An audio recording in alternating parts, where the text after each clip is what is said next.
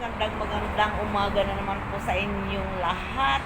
Umaga na naman po ang oras po ngayon dito sa Australia ay 6 o'clock. So, kung 6 o'clock po dito sa Australia, ang ang agwat po ng oras ay 3 oras. So, mas maaga ang Philippines kaysa sa Australian time po. So, kung dito ay alas 6, 5, or mga alas 3 po siguro ng ng madaling araw sa Pilipinas. Ngayon po ang gagawin po natin ay i-garden tour ko po kayo. Sorry po. Nabubulol na po ang inyong lola dahil siguro sa katandaan na. Pasensya na po kayo. Okay, let's go. Ito po ang ginagawa ko tuwing umaga. Binibisita ko po ang aking mga garden. Ayan po. Malalaki na po yung aking mga kamatis na mumulaklak na po. At ito po yung aking beetroots. Ayan. Yung mga talong ko maliliit pa po. Pero meron na pong namumunga dito po sa bandang ito. Ayan. Mga bagong tanim ko lang po itong mga ito. Meron din po akong mga kalabasa dito. At ayan po yung aking suhang. Malaki-laki na rin po.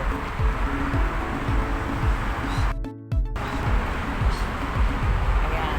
May mga kamote rin po ako dito. Dito sa aking garden guys ay halos makumpleto na po ang mga halaman sa bahay ko po. Ayan po yung kakaibang sili po ito. Yung isa sa pinakamaanghang na sili po ito eh. Ayan. Binili po ng aking manugang. May mga seedlings po ako ng mga papaya dito. Itong kamatis na ito, maliliit, sadyang maliliit lang po ito. Ayan, meron din po akong avocado. Ang mga avocado dito guys ay parang jollen lang ang buto, maliliit lang. Ayan po yung aking talong na namumunga guys. Nakaharvest na po ako minsan dyan. Ito naman po yung aking mga paprika kung tawagin.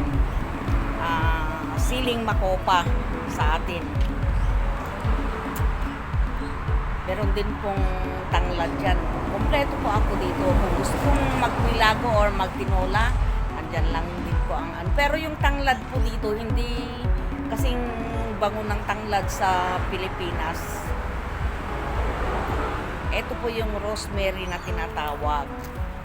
Ayan, ayan o. Inilipat ko po dyan kaya ganyan nanuyo.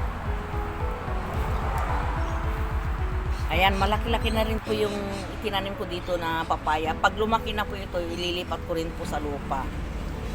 Meron din po akong bakwan dito. Minsan po kasi napakainit ng panahon dito, kaya tinatakpan ko po itong mga halaman ko. Ayan po yung aking kalamansi. May mga bunga na rin pong maliliit. O sana mabuo po guys. Ayan, nakikita po ninyo yung bahay na yun. Matagal na pong panahon na walang nakatira dyan. Siguro yung may-ari dyan guys, hula-hula ko lang po ito. Walang anak, kaya baka patay na nga po yung talagang may-ari niyan eh. Ito naman po yung aking lemon. May dalawa na pong bunga. Ayan, awa naman po ng Diyos. Binigyan po ako ng dalawa. Pangpalubag-loob po.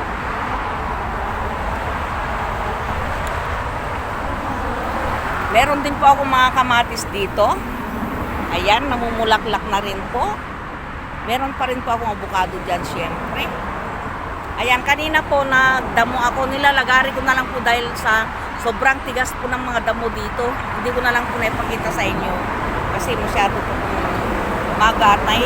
Nahihiya naman po ako guys sa aking manugang. Kasi sabi niya sa akin, adik ka na ba sa pagsa-cellphone mama? Sabi ko siguro.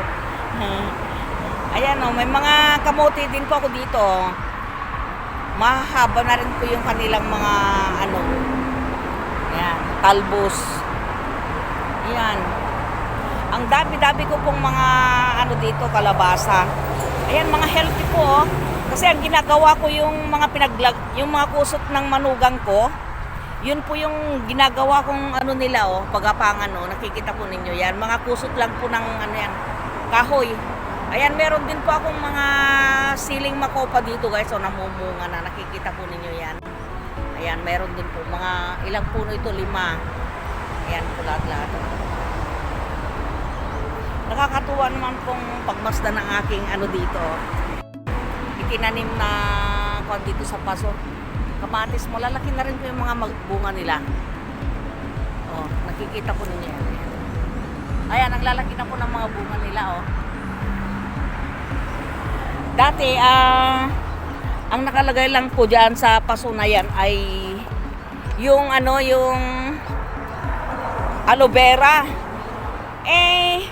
Sabi ko, kaysa naman sa aloe vera ang ilagay ko dyan, di yung mapapakinabangan na lang, di ba guys? Hindi naman natin alam kung paano, ano, kasi sa ibang bansa ang, ano, ang aloe vera guys, dito dito, kinakain din po ng mga Vietnamese yan, tsaka yung mga Thailander, ayan din po, may kalabasa din po ako dyan.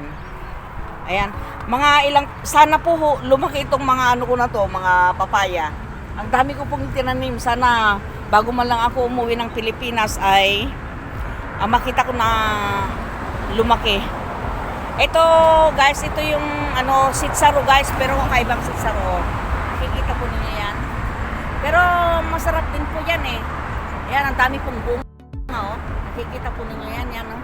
Ito naman po parang ano, parang yung Baguio beans. Ayan, oh. Ayan, dami pong bunga, oh. Ayan. Iikot ko po kayo sa kabila. Dami pong bunga nito, oh. Nakakapanghinayang, pero ilan lang puno na ito.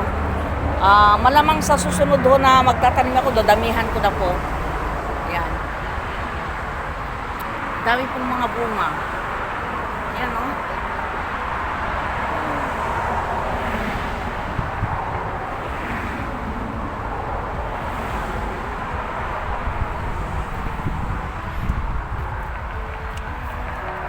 Yan. Malaki na rin po yung ano dito eh. Tinatakpan ko rin po ganyan. Pero may tanim po dito. Ayan o. Malaki na po. Pakuan po yan guys. Ayan din o. Kompleto po ako dito ng tanim guys. O.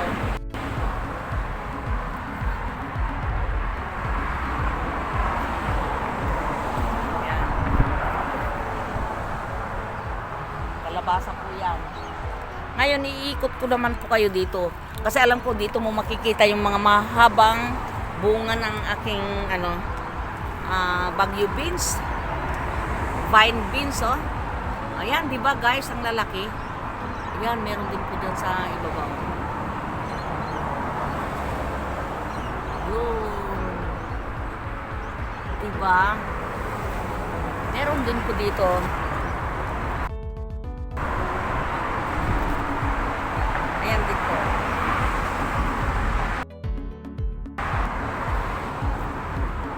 Ang dami pong mga kalabasa, kaya siguro pagka ito ay namunga, grabe.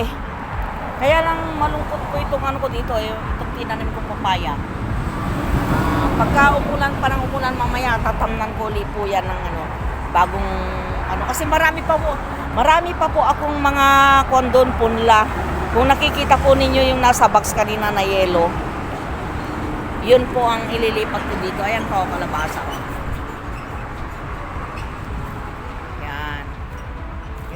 Fresh na fresh.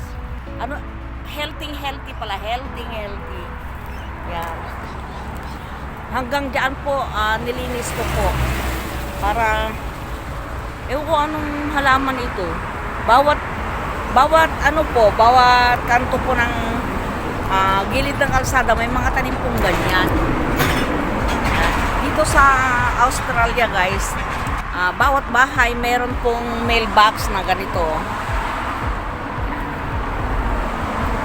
Para yung mga sulat po ninyo, hindi na kailangan na ikatok pa sa pintuan. Ayan, oh. Malapit lang po kami sa sementeryo, guys. Kung nakikita po ninyo yan. Malabo kasi eh. Ayun, doon banda, oh. Nakikita yung doon banda. Sementeryo po yan. Katabi po ng parang bundok na yan yung mga lupa na inano dyan. Aayusin kasi yung lupa na yan guys. Kung nakita ko ninyo yun. Ayan, yung puti, yung brown na yan, na kalbo. Yan po ang intersection. Ayan naman po ang cemetery. Malapit lang po, mga kuwan lang siguro. Mga ilang kanto lang. Ito po ang magiging kapitbahay ng anak ko pagdating ng araw. Malapit na po sisimulan dito kasi minsan may mga contractors pong nagsukat-sukat dito.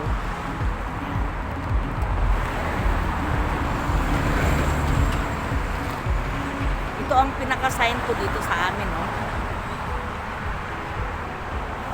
Katabi kami ng Kenner Self-Storage.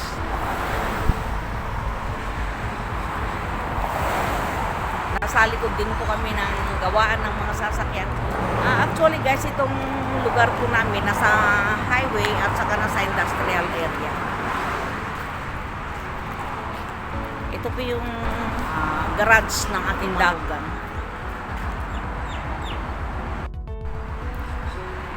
Ito din po ang mga garden ko sa mga halaman ko dito sa may harap ng bahay namin dito sa Australia. Ito pang ginagawa ko guys pagka halimbawa naiinip ako ganyan. Nagtatanim-tanim lang po ako.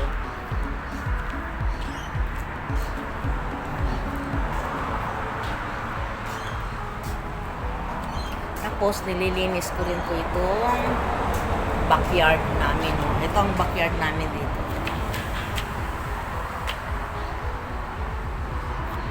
At yun naman po yung aming sauna. Tsaka barbecue yan. Magkatabi po yan guys.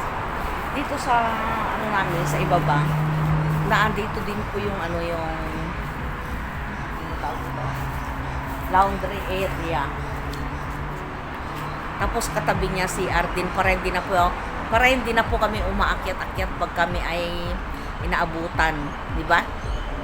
Ayan naman po yung heater namin.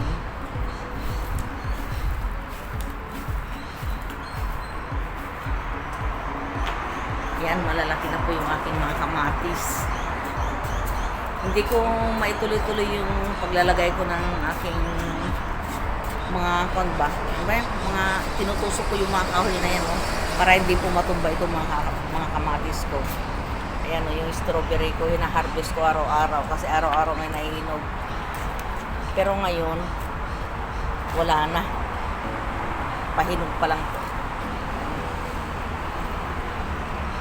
And meron din po akong talong dito. Alam ba ninyo guys, yan ipil-ipil yan. Tapos yan tubo. Lalaki na po ng mga pagkatapos. Yan, mga tubo yan guys. Meron din pong dito yung yung green na malaki na yan. Alugbati. Pero wild siya guys. Hindi siya katulad ng alugbati sa atin sa Pilipinas. Dito po nagwawakas ang aking video at sana po ay nagustuhan ninyo. At kung nagustuhan po ninyo, paki-like, share, comment, and subscribe na lang po.